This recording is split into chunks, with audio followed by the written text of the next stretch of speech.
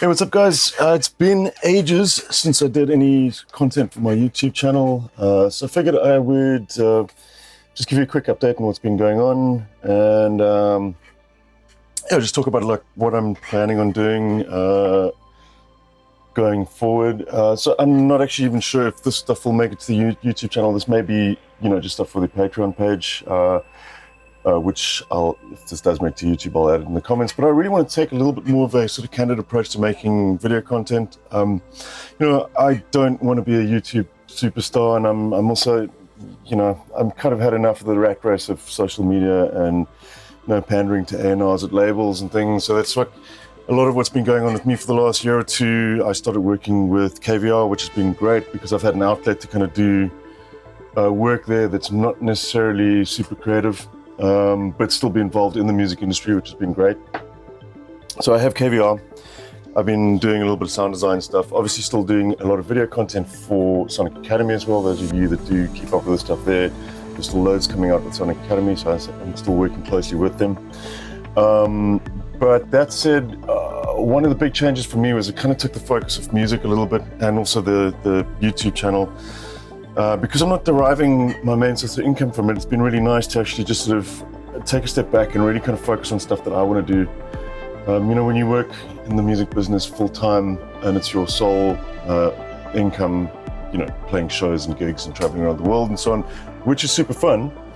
But you make a lot of decisions based on, how am I going to get that next gig? And, is this going to be something that people are going to go off on the dance floor? And sometimes that's not the decision I want to be making with my music. I also, probably realized that I've been kind of heading down the more progressive path lately. And I really just want the freedom to kind of do whatever I want. That's why I started the label. So for a year now, Marula Music's been running. Didn't have a super busy year last year because I had so much going on. But I'm planning more releases this year. Hopefully start getting more into getting more stuff out. And also, vice versa, doing more stuff in the studio for in terms of video, in terms of content for you guys on Patreon, and potentially YouTube as well. So yeah, some of these videos are going to be more like just a casual vlog kind of vibe in the studio. I'm not planning on writing scripts, and I'm pretty sure that the algorithm gods will not be falling over themselves to push these videos out to viewers on YouTube. But that's totally fine, which is why I've opened up the Patreon page again. So if some of you guys want to support this kind of stuff on there, you totally can. Also, if you followed the YouTube channel before, you'll see I'm in a new room. This has been quite a while that this has been happening, and still a bit of work to do. A couple of doors need to be fixed in the back, and there's a window behind you there that needs to be fixed. There's a bunch of gear that I'm waiting on as well. I kind of, my OCD or ADHD, I was having a chat with somebody about this yesterday. I kind of go through these stages where I kind of want to be a minimalist and throw everything out of the studio, sell everything. I've done this multiple times in the last 20 years. But I've started playing around with hardware again in the last couple of months. So I'm going to fill up that rack in there with probably a little bit of modular stuff and a few, right now there's a Cobalt sitting in there, but they're more just kind of toys and inspiration rather than something I'm going to be using loads. I still very much work in software most of the time. I switched out the native instrument stuff for the Arturia Keylab 61. They very kindly sent this to me as a review unit, but I was really impressed with the keys. So I've gone ahead and replaced the native Instruments S61 Mark II that I had, which is a great keyboard. I just haven't been finding myself using much of the Native Instruments software much recently, and I really didn't need two 61 key controllers in the studio, so this one's gone. I've got a little Novation launchpad. This one I actually bought, and then Novation sent me the launch key for a review unit as well, which I can't get rid of that just yet because it's really, really cool. I'll maybe do a video on how that works with Bitwig.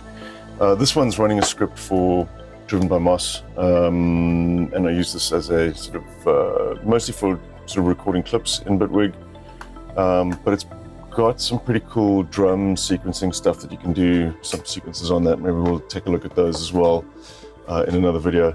This little guy There's one bug with it at the moment in that if you're running the Novation script for this, it works so well with Bitwig, but it for some reason locks up your audio export in Bitwig and then causes it to only export in real time. I've actually had a chat with the guys at Bitwig. They're aware of it, so it's on the list of things to fix, but I'm not sure when that, maybe when it comes up with the full version of 5.3, that'll be sorted out. But it's really cool. And then some new monitors. My Genelecs are now permanently gone. They are replaced with the Kelly Audios, which I really love, and I've got two of the little micro iLouds, the new ones, which are really great little reference monitors as well. I really like them. I might need to move them around though, because currently there's a bit of a space issue there. Yeah, and then we'll fill that up at some point. I've got some DJ gear in my machine, which is currently not working at the moment. That needs to be fixed as well. Yeah, and new space. This did take ages to get it right, to sound right. It's a bit of an awkward sounding room. My old space, which my daughter has moved into now, she needed a bigger space. That was a lot easier to kind of get the controls, or to control the sound in. This one, I had to put a lot of acoustic treatment in the front here. Now that I've filled it up with these racks and stuff, it's a little bit better. I actually built this myself, and there's some space here as well. There's a couch in the back and then some space here for a rack of keyboards, which I'll get to as well. But it is finally coming together and finally sounding and feeling a little bit more comfortable. Got a nice view of the garden out that side as well, which is great. The greenery, and you can see the sea just over there. So yeah, ideal spot. Just took a little while to kind of get used to this and get the sound right. Anyway, so enough blabbing about updates. Like I said, I want to kind of make these things a little bit more casual, and what I have on the cards today is to just take a look at some old projects of mine that were never finished, and I want to kind of just start working on them and cleaning them up a little bit. Yeah, so I think I'm just going to dive into that now. Set aside some time for myself to work on some music, so we'll just go through this. I've got hundreds of these old projects, and I've picked out a few that I want to kind of finish. So it's going to be a bit of a repair job, basically, that we're doing here. Right, so let's jump into Bitwig. I'll try and make this a little bit bigger for you guys, because I am on a 4K monitor, and it may be a little bit of a mission to see otherwise. I'll leave it there. Hopefully that's big enough. Okay, so I've just finished up a release for Merlin Music, which will be out the 17th of Feb. There's another one coming out on Serendipity Music as well, which is a collaboration. That's coming out on the 10th, and I'm now wanting to start working on the next one. If you look at like some of my projects, there's just hundreds of things. I've got tons and tons of things which have not been finished yet. So this is one of them, and we'll take a quick listen.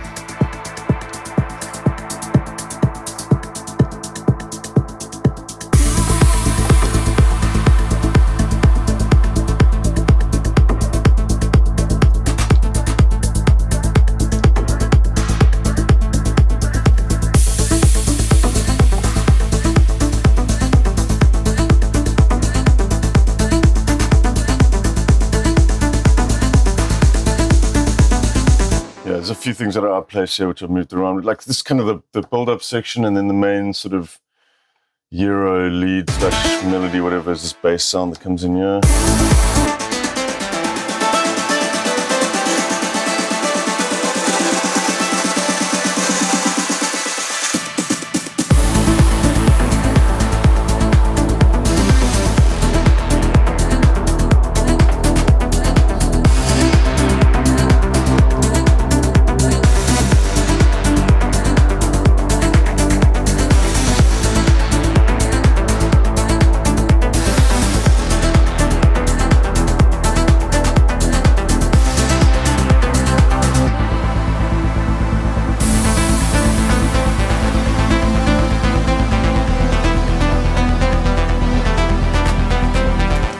So there's a bunch of cool elements in there, but need to fine tune quite a lot of this.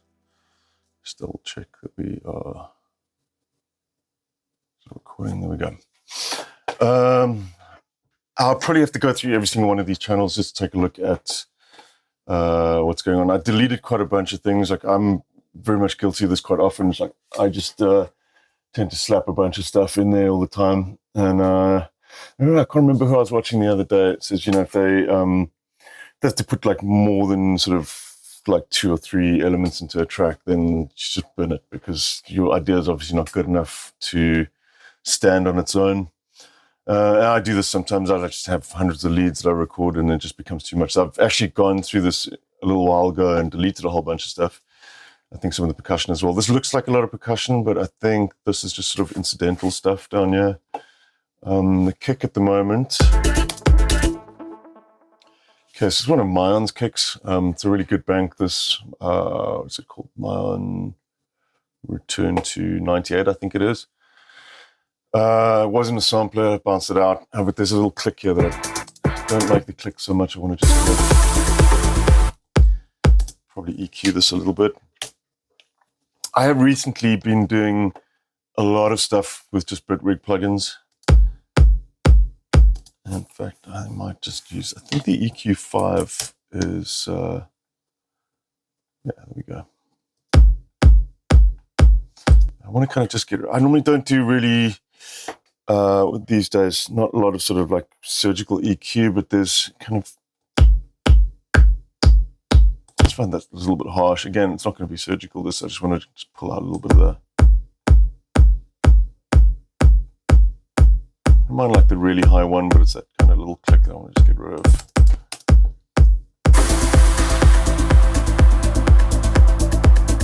And some of these drum sounds can stand out a little bit further too. And yeah, that's one thing that I really like about Bitwig is, I should actually just keep these here. Then you can have audio and MIDI on the same channel. So what I've done here is I've actually bounced the clap, and it's still running through this. Still running through this EQ, but the sampler is actually disabled. But I can always bring it back if I want. You can just Apple A, come back again. And I like to kind of just keep the MIDI parts in the arranger section here. So if I ever want to come back and fix stuff up, the stuff's there. There'll probably be a couple of things in this project that are different from the way that I'm doing things now, just because it is old and my sort of workflow's progressed a little bit over the years. Or over the year, I should say.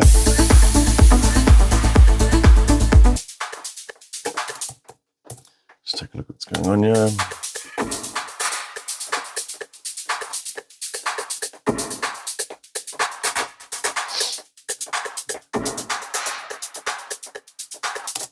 Yeah, this could really kind of use a little bit of compression here as well.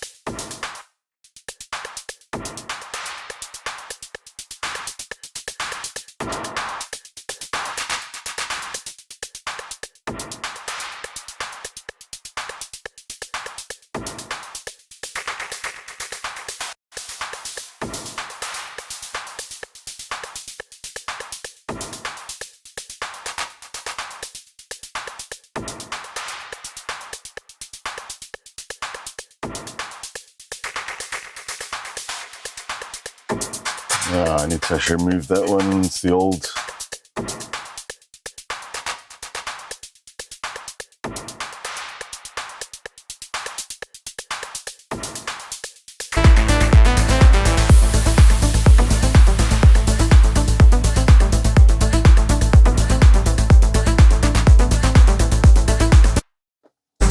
I'm just like I'm brightening that up based on this, but I can see now this again, so the samplers are turned off here, so I've got those backed up there.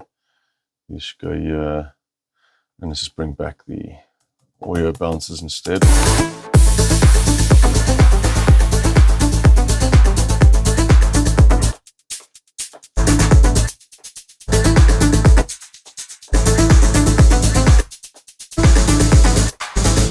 So this again, I'm not 100% sure we need all these. I get a little bit carried away sometimes with the amount of percussion.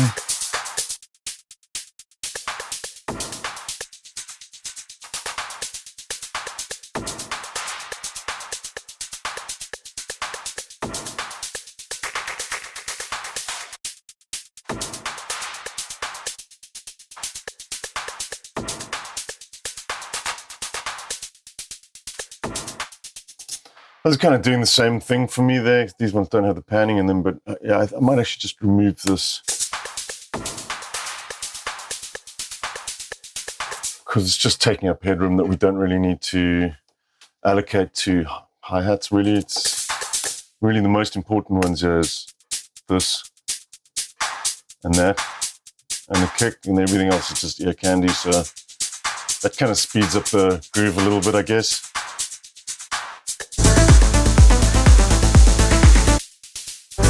And then, of course, I've got a bunch of these as well, which is kind of like incidental hits.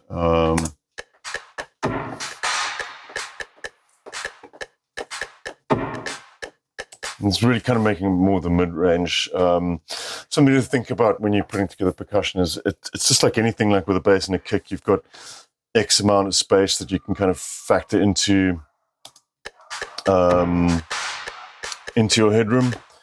Same goes for this. I mean, you can only shove so many hi-hats into a track as well. But where you can kind of make up more of that is to fill out the mid-range slightly.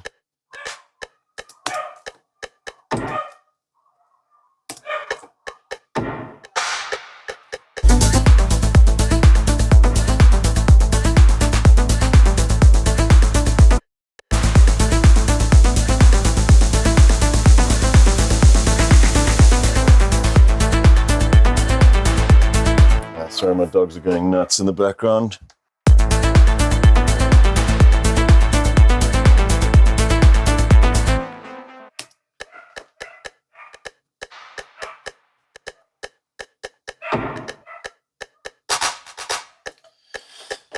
I'll just make sure that this is over.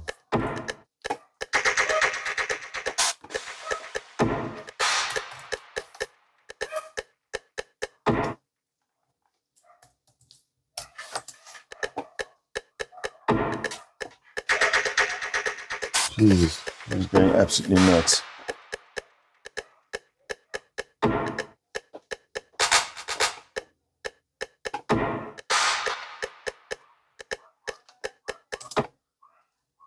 Might also just bounce these down as well to audio. I just prefer having stuff in audio, really.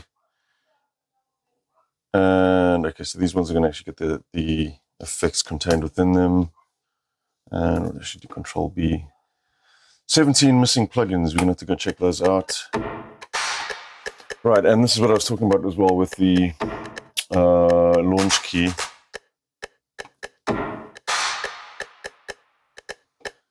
Which is rather annoying. It's now forcing me into using a real-time bounce. And really the only way that you can kind of fix that is to disconnect. And let's see if we do that with another one now. Bam, all good. Which is unfortunate, but hopefully they'll get that fixed soon. Just double check what's going on there. Okay, let's just make sure that we print all of this together. I'll just move that inside. These ones I'm going to just do two. I think I might want to just grab that delay going across there. So let's Control B. Yeah, okay. I'll take this one and use that as the loop. There we go.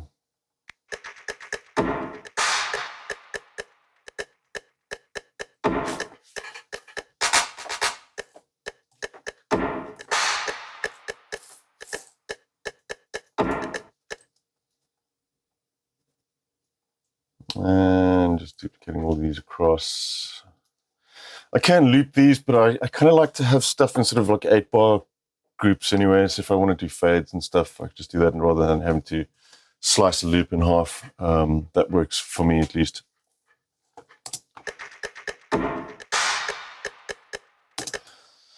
Okay, same story. Oh, let's just double check as well. Is that one, that's all self-contained. And I have to check these things because, again, like I may have been doing stuff differently to how I do it now when I originally wrote this this one as well. I think we'll just do a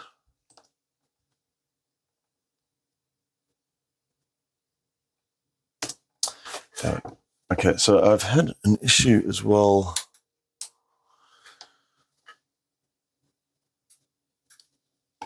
with this. I'm not sure what's causing this, if it's something in the beta with Bitwig. But this is also a new sound card. I'm going to stop this quickly. I'll sort this out and we'll carry on and do a little bit more of this track. Right, so it turns out you've got to restart OBS if you lose the ASIO drivers. I need to actually check out, there might be some sort of power setting in Windows. I know the latest update caused a bunch of problems for ASIO stuff, so I'm going to check this out and see what's going on, why it's losing the driver like that. Right, where were we? This one down at the bottom can get deleted. I'm just taking a look at the drums. I'm still bouncing these.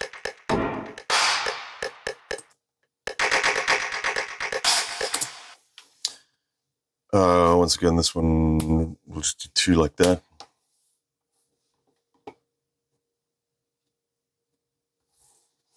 Okay, so what I did there is forgot to stick these in. I would like these part of the audio, especially long reverbs like that. I always kind of like them bounced down into audio so that you can cut them on breaks and drops and things like that. You've got just a lot of control over the tail that way. I mean, at this stage of the track, I'm also not going to be doing major tweaks to the sounds that are in here already. So, I'm quite happy to just have these as audio files like this. Makes life a lot easier. I'm just going to drag these out.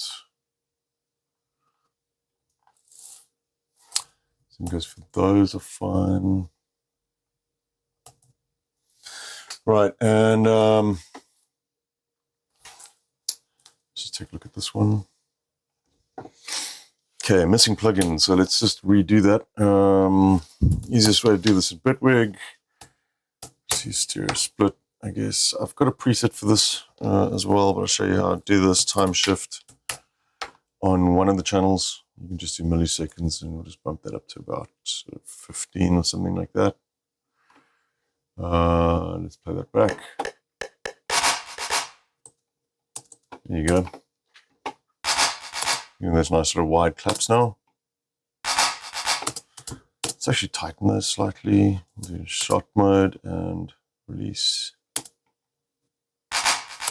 Maybe a little bit more. Yeah, something like that.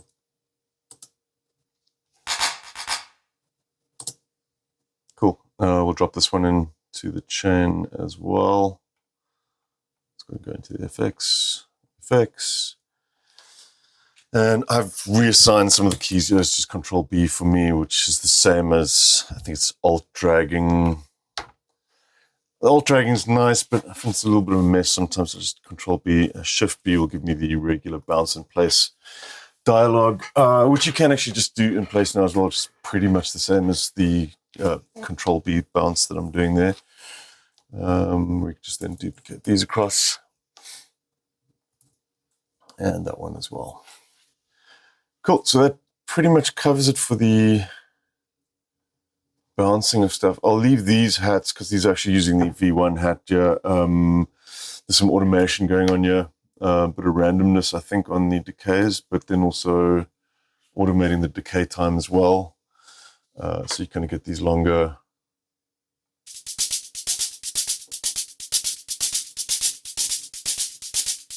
the overall decay is going to kind of come up now.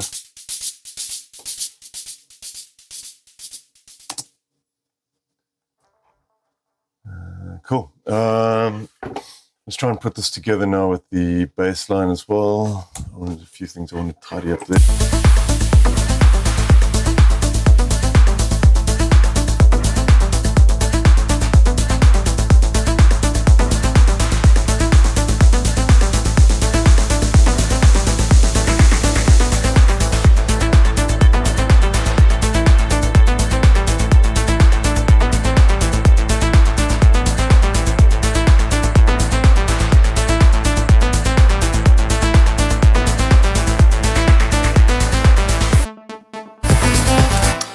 Okay, so yeah, I do this loads, just like a mid-bass element and then the sub-bass element. I think this sub-bass is actually made up of 2 elements as well. Yeah. Okay, so Neutron. We still have, this one irritating thing with Isotope is that every time they release a new version, they tend to create a new plugin name, so it's not the same as Neutron 5 anymore. It's well, I've got Neutron 5, and it should. Some plugins will actually just automatically update to the latest version. Cubase, I know, does that with some stuff. It'll tell you that plugin X is missing, but it's been replaced with plugin Y or whatever, and that would usually occur with like an updated version, like you're going from like Contact 6 to Contact 7 or whatever. I believe that has to be built into the plugin though. These don't seem to do it, so I always get these every time there's a major update. A lot of my projects have to be fixed because of that, but it's fine. I don't think it's doing anything major. There's some unmasking from one of the channels, I guess. We'll take a look at the whole thing again. Let's just solo this one first. So we've got the sub element.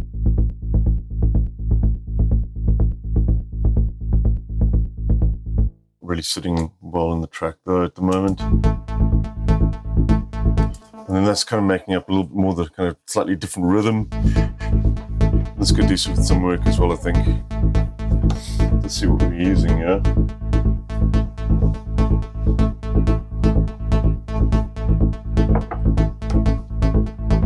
Okay. I'm just going to see what.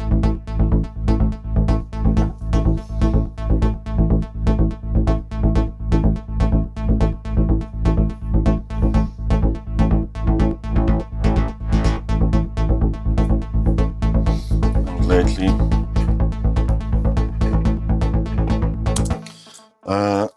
just bear with me. I want to just check something quickly because there's a few things that irritate me about the way that Complete Control works. Sometimes there's certain things that I can't automate. May just actually move this over to the original one. I must say I don't use massive much at the moment. It's been a while, but there are some decent sounds in here. Just see if I changed anything from there. Oh wow, there's loads going on there. Okay, let's just stick it like it is there. So again, we can kind of replace this one. Have I forgotten what this is? Let me just see. Haas. I should have a Haas preset.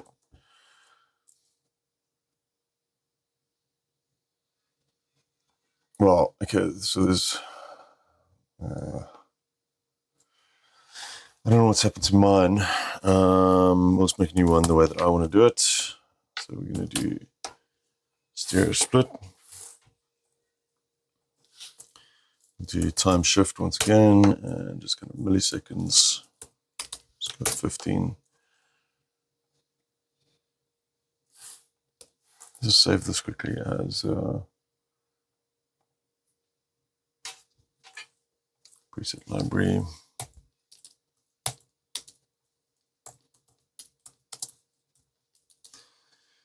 Let's call this Haas Proto.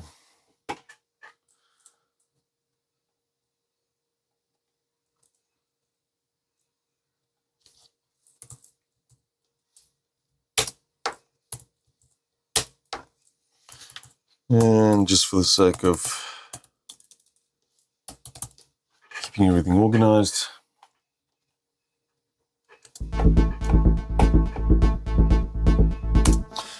I'm not going to upload this, but yeah, when I do create stuff like this, I'll keep that on the Patreon as well. We've got like a Bitwig section, and I'll upload all the presets and things that I do.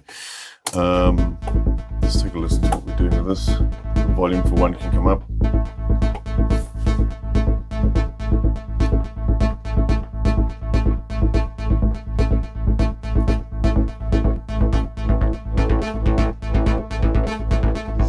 Okay, so here we're using the dynamics to dark.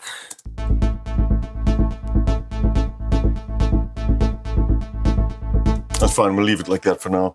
I sometimes use an audio sidechain running into a tool to do that nowadays. So I do find you get quite a lot of control. It depends, in some situations, the dynamics, the built-in compression doing the old school way where the compressor actually works, it's got like a more natural feel sometimes. I still use Shaper Box for other situations. Sometimes I want a lot of control over the envelope. And then the other way that I do it nowadays as well is by using something like this preset sidechainer. And it's super simple. All I'm doing is using a tool, and I have an audio sidechain set up.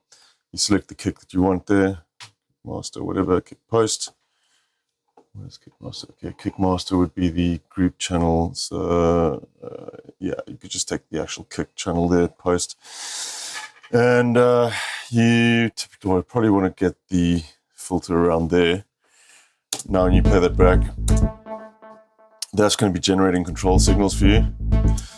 And then you could just dial it in using the gain. So obviously this one's it's triggering quite a lot. You kind of want to avoid those sort of flat edges there because that's going to hold it off for longer than what you need to in terms of the side chaining. So bring that down. Yeah, so that's kind of what you're looking for there. You can adjust the rise and the fall. Obviously that's your attack, and then the decay time.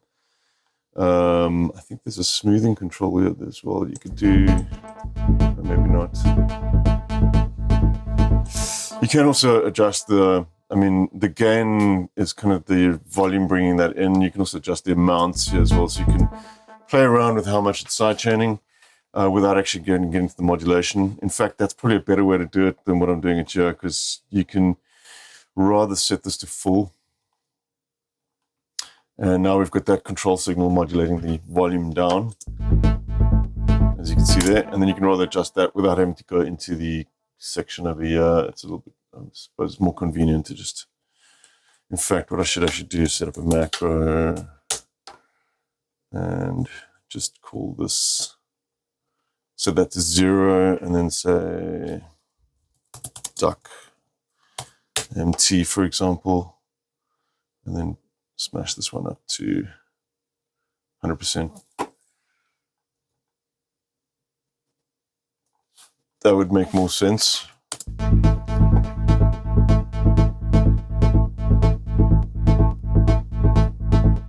Yeah, there you go.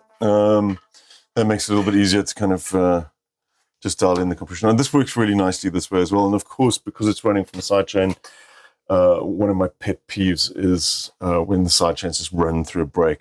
There's no reason for it to be doing that. You're not trying to duck it out of the way. Unless you really kind of want that pumping sound, that's fine. But I typically want that to, when there's a kind of a release where the kick's dropping out, I want that sort of energy to sort of let go and not just contain that constant pumping. I mean, it's really there to duck it under the kick. If I didn't have to duck stuff under the kick, I would never sidechain anything. I find often it can actually really kind of ruin the groove as well. Sometimes if you're doing this kind of slow, like 16-note bass lines and stuff, unless you want that galloping feel. I find like the mid-range stuff these days, I'm doing a lot less of that sidechaining as well, because it's just not relevant. You don't need to duck it out of the high stuff for the kick. It's really for the subs. And sometimes when you're running everything through this kind of constant sidechaining, it's just this like massive pump going on through the whole track. Yeah, so anyways, I'll continue. I want to just take a look. The sub is not quite sitting right with me, but there's some automation going on here too.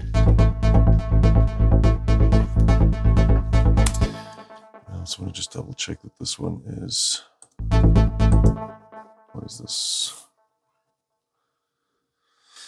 All right, okay. Yeah, we can remove that. Let's clip to 0. I'm not going to bother with that. We might just stick in an over here just to see if we can clip this a little bit.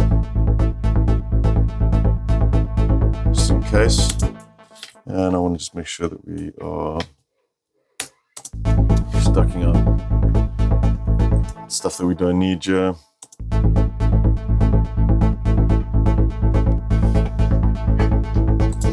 Okay, let's take a look at this one. We've got 2 massives here. And I want to just take a listen to this in context with the kick as well. this section rather.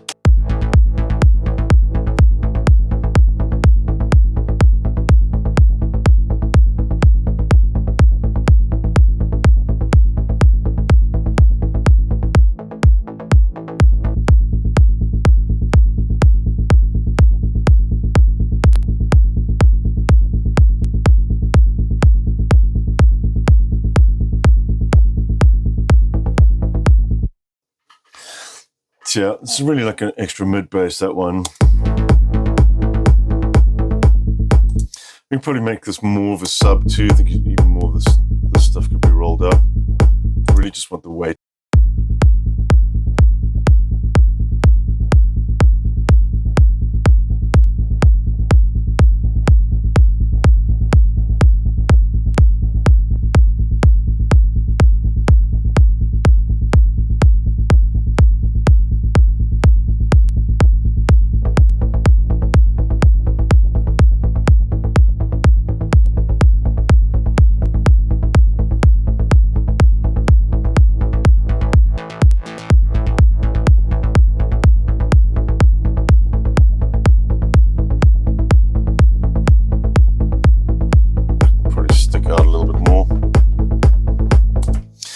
Yeah, so you see the sidechain, I'm not mad about. I'm going to remove that one and do it with the sidechain. Oh, the beauty of this as well is, I've removed that one now. So what I do like with Bitwig is once you set the sidechain up, you can just drag them from channel to channel. And I didn't save that now, so I'll just do that again. You can kind of just drag them from channel to channel, and it remembers the sidechain source. So once you've set up the kick once, it just kind of, you can just copy and paste them wherever you go. We'll just go to kick again.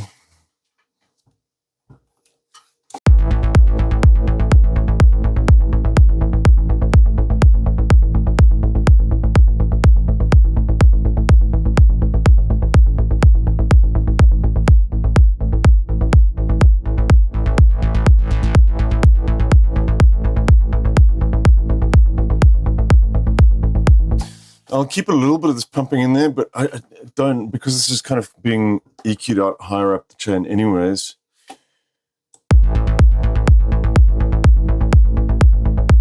We're actually doing it twice. Remove this one.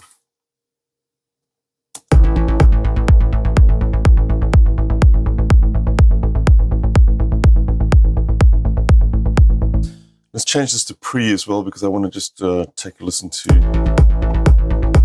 just the...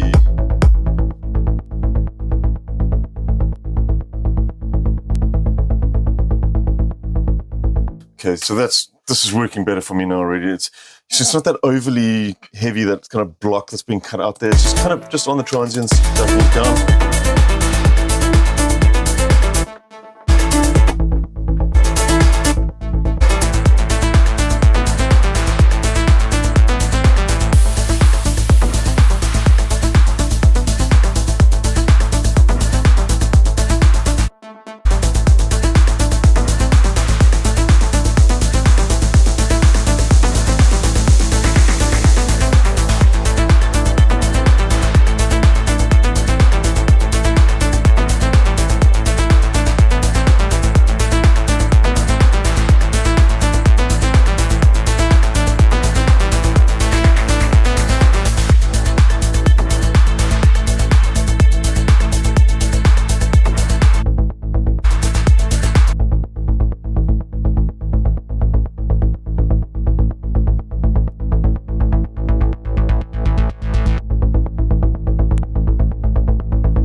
I don't want that EQ in there either. A little bit more of that presence coming out.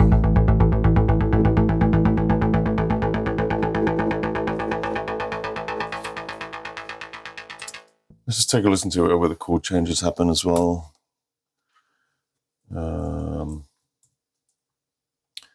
Just again, copy through our percussion here.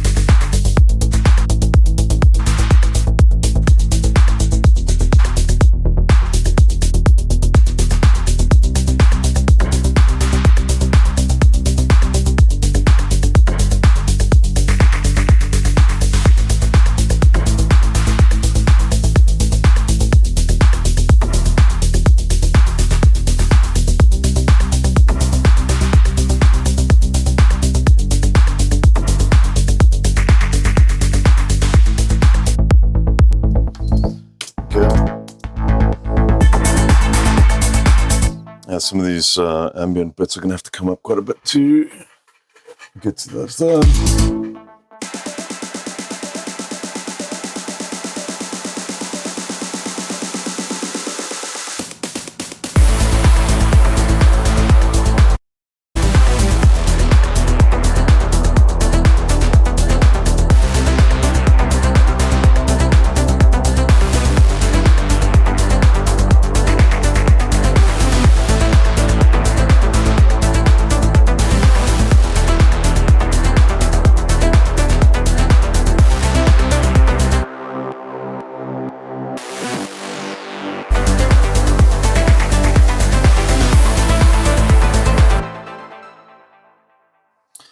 Yeah, a bunch of missing plugins there too.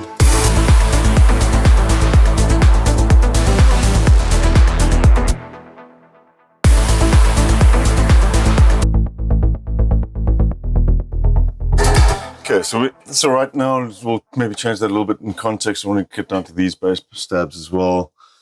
These have got to kind of sit really well. It's kind of the center point of the track, I guess. All right, let's take a look at what we used here. I honestly, most of this track I don't remember doing at all. So it's all kind of new to me as well. We've got... Okay, so this is actually one of my patches from Hexadecimals called Inu. Clipping a little bit there, but I guess...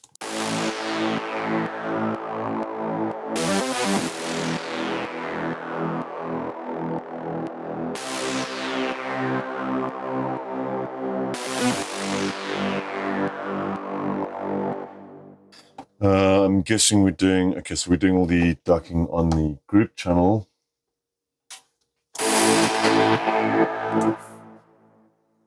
That's odd.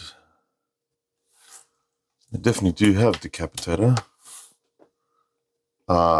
It's another issue with some of these old projects because at one stage I had a lot of VST2 stuff installed. So I'm guessing that this was a VST2 version of Decapitator, but I've since kind of moved everything to VST3 and Clap now. I don't even install the VST2 versions. I did do that at one stage because complete control required a lot of the the VST2 stuff. They've since fixed that. Yeah, I just don't bother anymore. There's so many benefits to running VST3 over that, and even more so with Clap. So I have no idea what the settings were that were dialed in there now. So see, this is just being applied to the mids though. So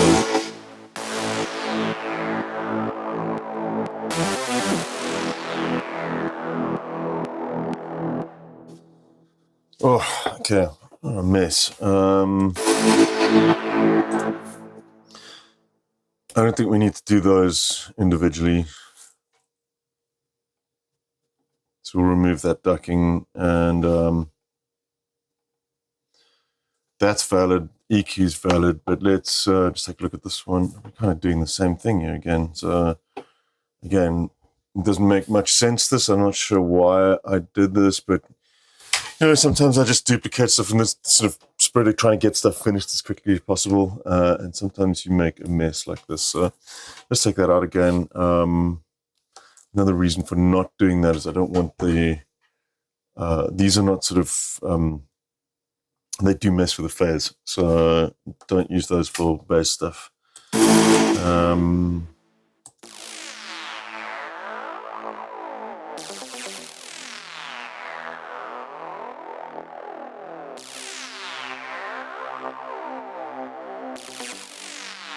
So it's also just like trying to determine sometimes, this is something that I've been trying to do more. Is this actually adding anything to...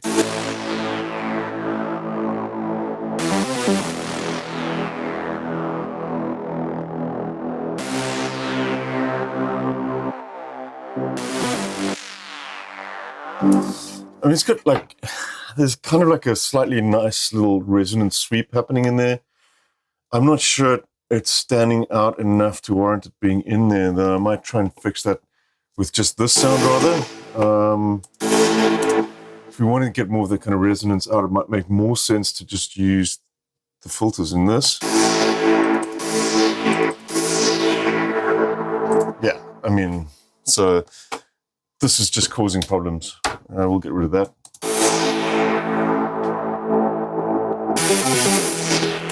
And now we can treat this just as one rather. Just remove all this bullshit as well. Just that. I don't know what that's doing either. Yeah, we might bring another unmask in here. We'll see. I think the tool is just using that for volume control, I guess. Let's just see. Yeah, we've got some automation going on there.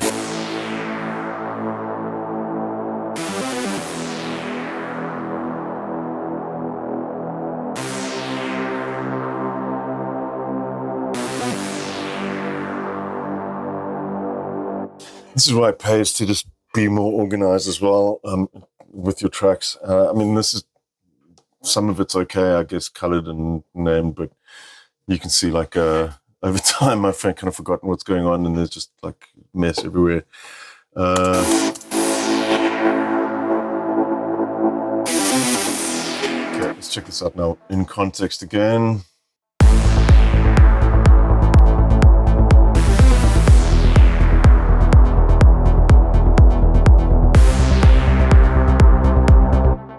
So I don't need to do a ton of ducking here as well, because we are cutting this out at 180, so it's really should be out of the way of most of this. So you're going to kind of bring that down, but it's really the mid-range that I'm worried about here. Let's bring in Shaper Box. I'll often do this one just because you've got these 6 dB filter. So when you want to kind of do something that's sort of multi-band like this, this is not a bad option as long as you leave the crossovers at 6 dB. I'm also not cutting stuff really low down either, but I would like a little bit of extra control over how much gets ducked of what parts of the frequency spectrum here. So what I'll do is like take the low one, you can say copy the wave, then go to the mid one here, say paste wave, and now you can basically just come on. Take this and let's select those. We just bring these up a little bit.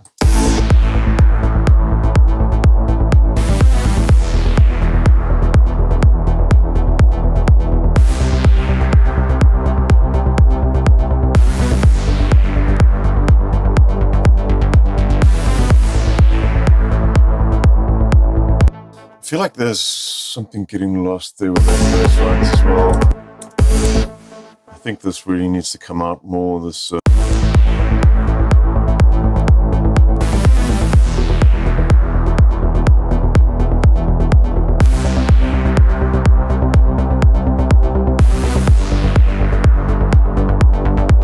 that's better. The little mid bass is really nice for doing like little bits of automation in places. I should do a little bit more. I should copy this one across too, I think. Let's check this out with the percussion now too.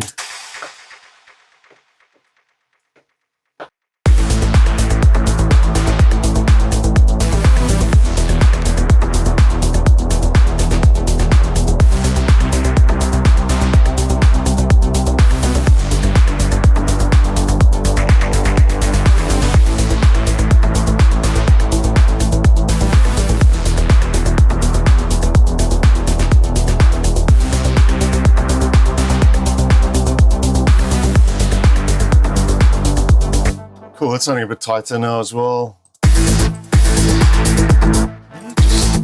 try this kick quickly as well and just see something.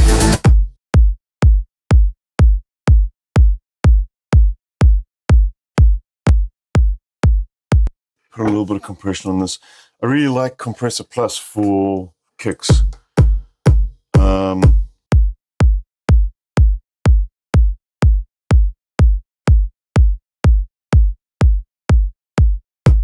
Because it's just super transparent, this. And So obviously one of the big problems you get with kick drums when you try and compress them is because you've got a lot of low end in it. Those are obviously the sounds that take, well, the frequencies that take up the most of the headroom. So when you start compressing, you end up with, kind of killing all the low end. That's maybe not the best example, but let's try.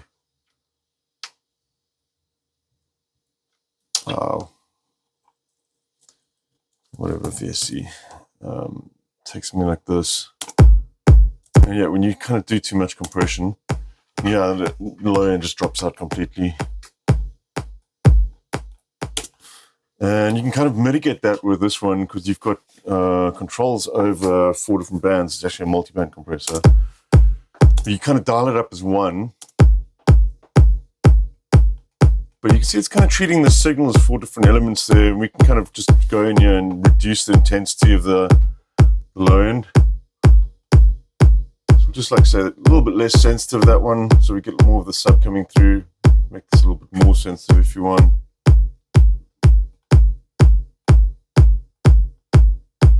Works for the timing as well. Slow it down, speed it up slightly.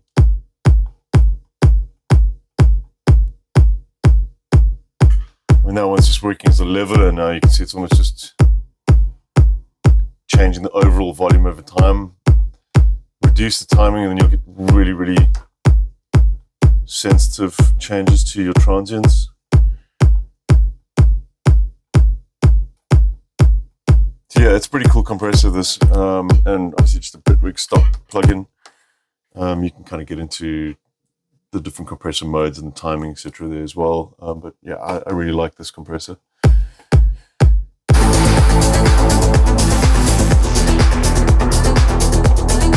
Okay, I'm not going to go on for too much longer, but we'll continue this again later on. I'm going to take a look quickly just at these melodies as well, and then let's see what things go.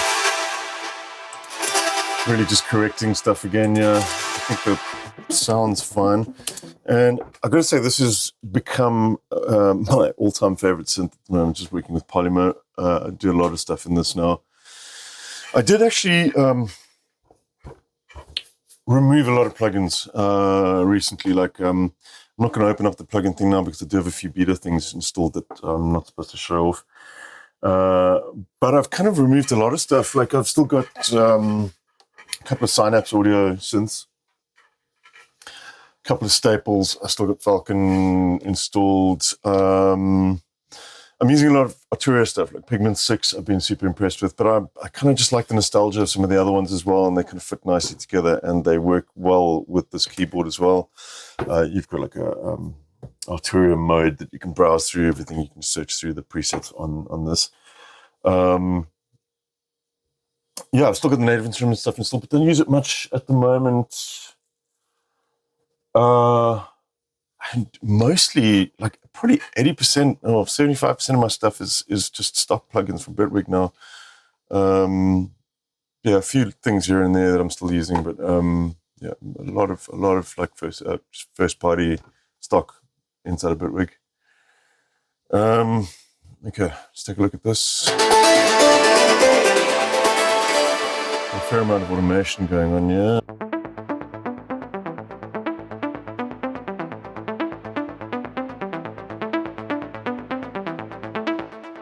Okay, so I'm guessing what we've got here is just for like more of an arrangement tool that I could have actually just used the high pass from that, but yeah, just overall filter is basically just for the arrangement of the track. A little bit of EQ, 500. Might be a little bit aggressive.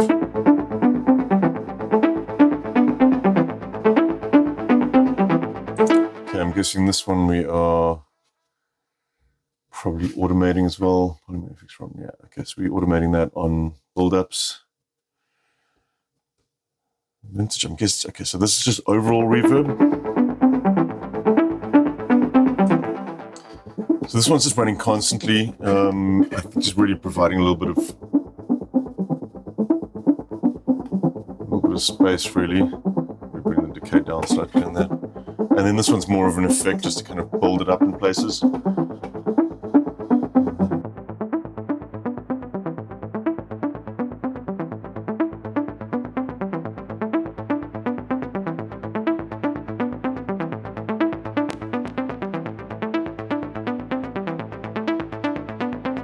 Okay, yeah, so this is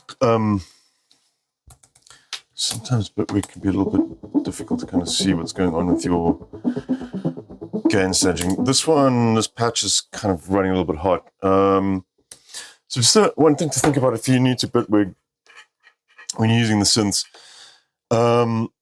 you should realize that turning this down, the output of this, is going to turn down the output of the effects chain, which may not be what you want. In this case, not what I want, because I can see the input here on this compressor is too hot. In that case, what you want to turn down is the voice volume. So that would be this one here. And that is going to be the volume per voice before it gets summed and sent into this FX chain that we have here. So just think of it like as the volume for each note that you're holding down. You can reduce those individually. They get summed together. They go into the FX chain, runs through the compressor. See, by turning that down now, you're actually going to change the input on the compressor here, which is kind of what I want. I don't want that running too hot there. I'd rather compress this. It's still pretty hot. Let's bring down the voice volume a little bit further. And you can rather make up for it on the other side.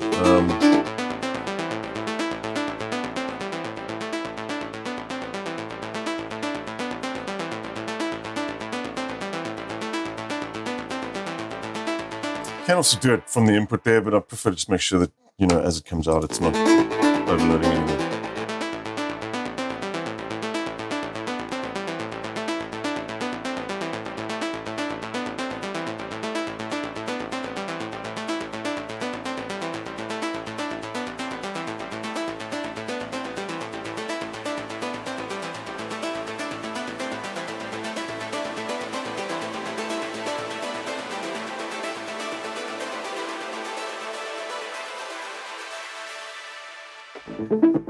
Okay, yeah, so the last line of automation here is actually just balancing the sub mix on Polymer. So you can hear for you. The majority of the sound is actually just the sub, but then as you adjust the mix, I think we're doing, I should have labeled these.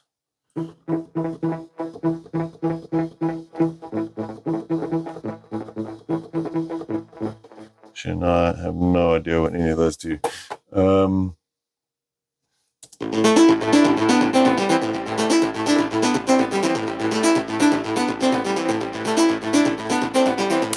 Okay, so we're actually just automating this one, yeah.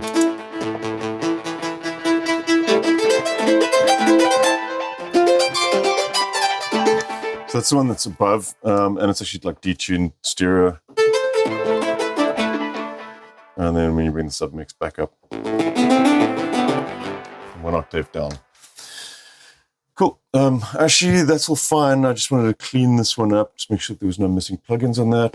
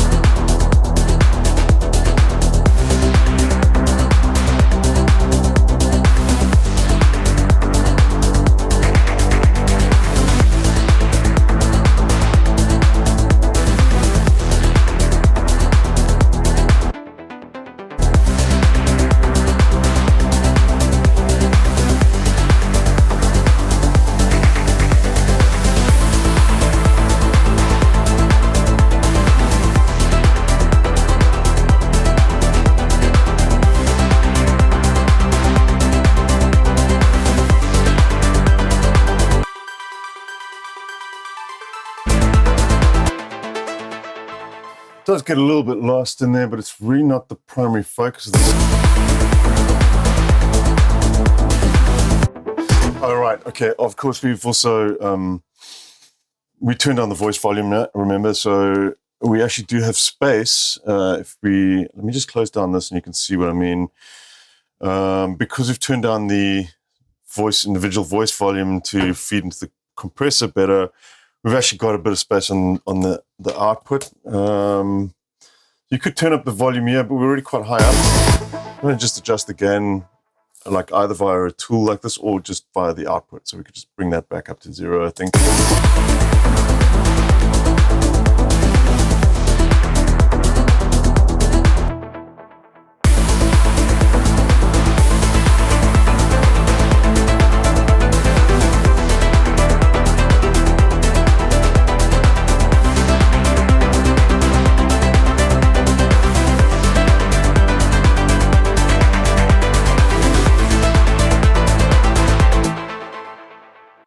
So this says diva, but obviously was diva at one point.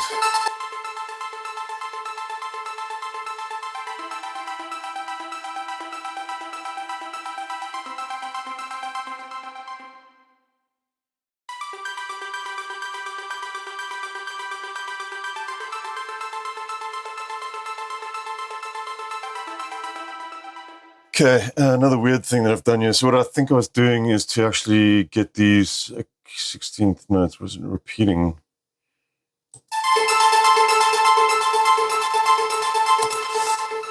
Yeah, so we're using 5/16ths there and repeating it to kind of reset the arpeggiator. Why I did that, I'm not sure, because we can probably just get the same effect by adjusting this down to 5 steps instead.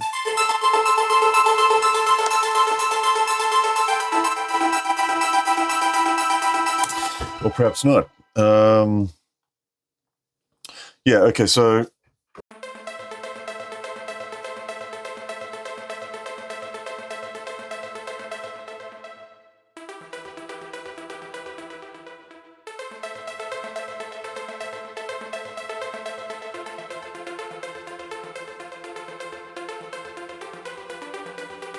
yeah, okay, so it's basically just kind of re-triggering the arpeggiator using this repeats thing. We'll just leave it like it is, it's fine.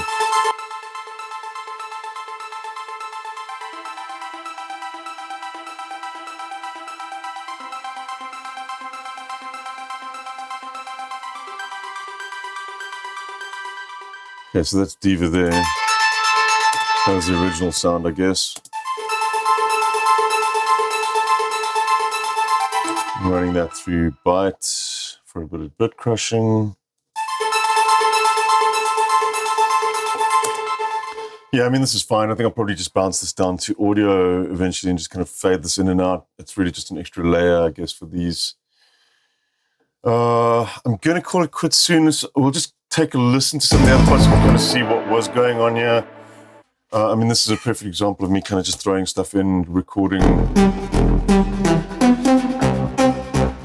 This was a different melody idea, which kind of just stuck here. But we're not going to use this.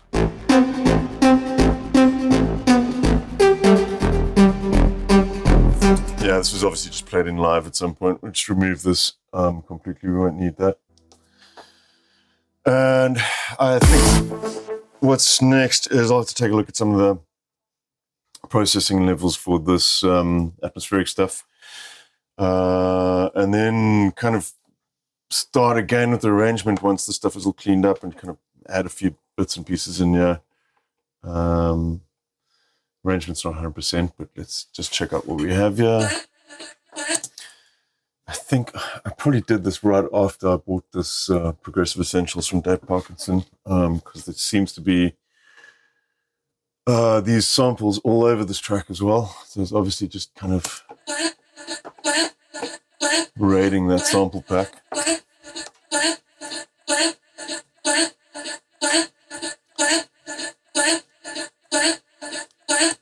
What's going on? Okay, so some filtering, some atmospheres. I really wanted these to kind of come through better. So I really like this sound.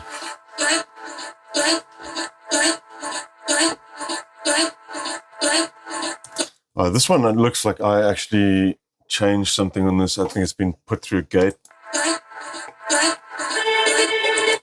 Yeah, that's not the original sample, that. So that was already bounced.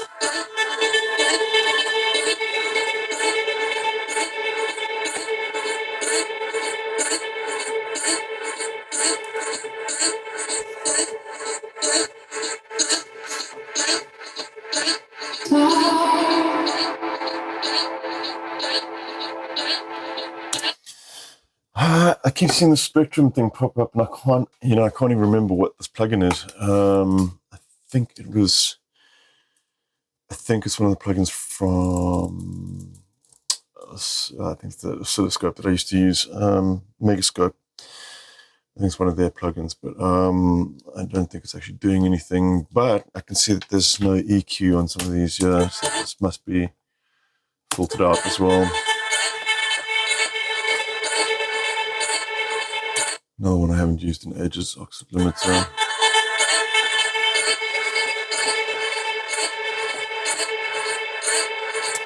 Yeah, we'll take a look at the rest of those in another video, or I might just take a look at them off camera and then kind of come back to those when I do the arrangement. There's a few other elements in the breakdown here which we'll need to look at as well.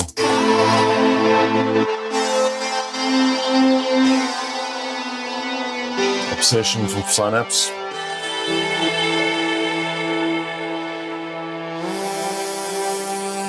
Probably one of my favorite plugins still.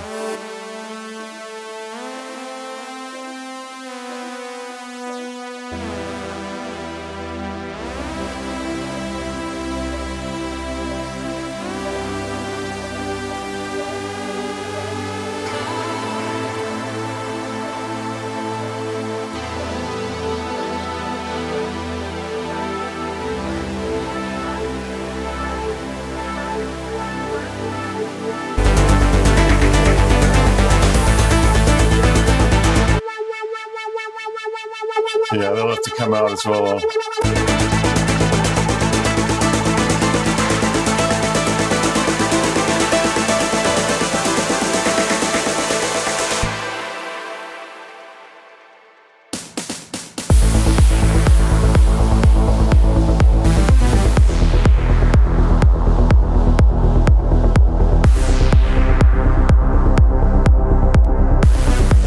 Cool, yeah, that needs some work. A lot of the automation needs to be fixed, and also, yeah, just rearranging stuff there.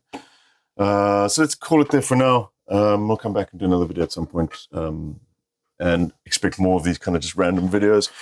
I will look at doing some sort of more tutorial content, which is a little bit more YouTube friendly, I guess, but I also want to kind of just do some casual stuff like this as well for you guys to check out what's happening in the studio. I'll catch you guys soon. All right, cheers.